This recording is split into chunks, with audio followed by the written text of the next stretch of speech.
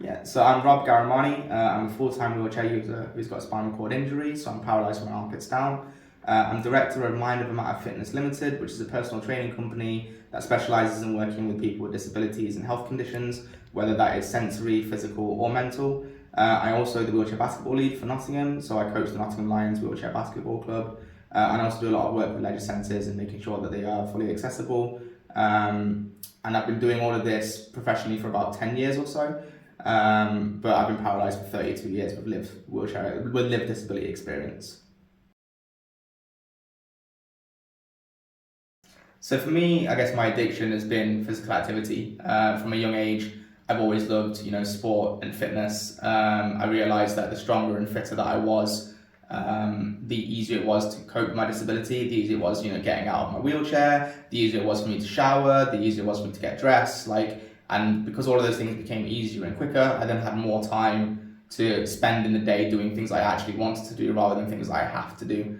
And I think this was a lot of the motivation as to why I became a personal trainer, mainly by trade, and why I wanted to work with people with disabilities. Because for me, when I'm working with my clients, it's not a case of, looking at how much weight they've lost or how much weight they're lifting. It's, how much easier was your life today? How much easier was it for you to overcome barriers that you face on a day-to-day basis? So for me, an inclusive activity is if I go to partake in it and it feels like I belong there. So it's not where I stand out or other participants or even the deliverers are shocked and have to come to me and be like, oh, I'm not sure how we're going to adapt this to meet your needs. So I think that for me, that's what true inclusivity is. Similarly, I think if something isn't quite right for an individual that turns up there, because at the end of the day, every disability is different. You could have two people with the same disabilities, but they'll have completely different lived experiences with it. So you can't paint every disability with a brush. So I think at the same time, a conversation needs to be had, and I think deliverers need to be confident enough to talk to each individual and say, okay, this is how we're going to adapt things. Do you think that is the correct way to do so? And actually collaboratively work with that person to say, how can we best meet your needs? Don't be afraid to have this conversation with people with disabilities.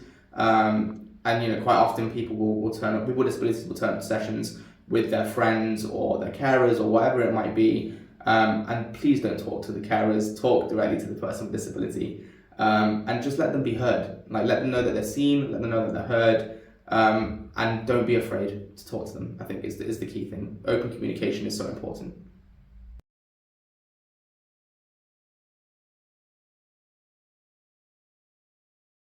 Yeah, I mean, yeah, with 32 years of lived in experience, I'm definitely going to experience discrimination in some way, shape, or form. I think my earliest memory of it was when I was in school and I first moved to secondary school, and the teachers deemed that I wasn't able to get involved with PE because they thought it was going to be too difficult for me. So no matter how much my parents kicked and screamed for the first year of my secondary school experience, I didn't partake in PE, and it was only until we went right up to tribunal when that decision was reversed and I was finally able to get involved with physical activity. So I guess that was my earliest memory of it, I think.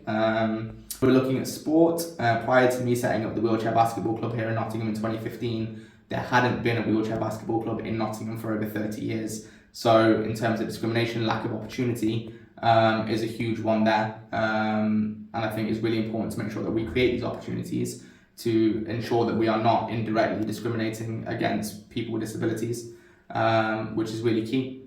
And then even places like leisure centres, there's a lot of different leisure centres that we go to, and there isn't actually any accessible provisions there for them.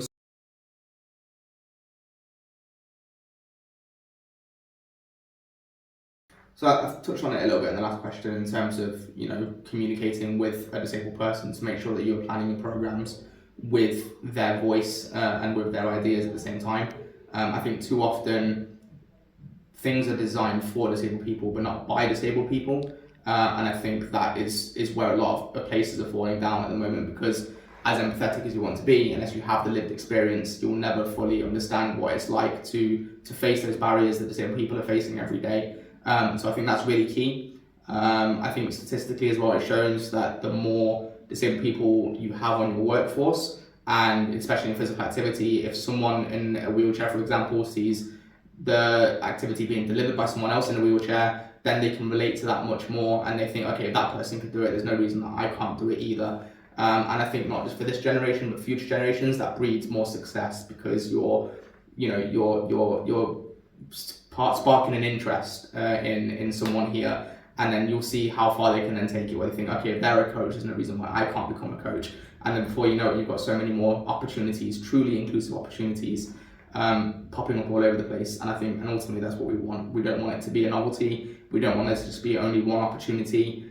We want as many opportunities as possible to make sure that we are removing as many barriers as possible. And ultimately, don't see it as a chore. See it as an opportunity. I think we talk about microaggressions and how sometimes deliverers can sit there and think, oh no, they might dread a certain certain participant coming to their session. But that shouldn't be the way. It should be embraced. We should be excited to see how we can grow our own skills as deliverers and see how we can challenge ourselves in our own sessions to make them as accessible as possible.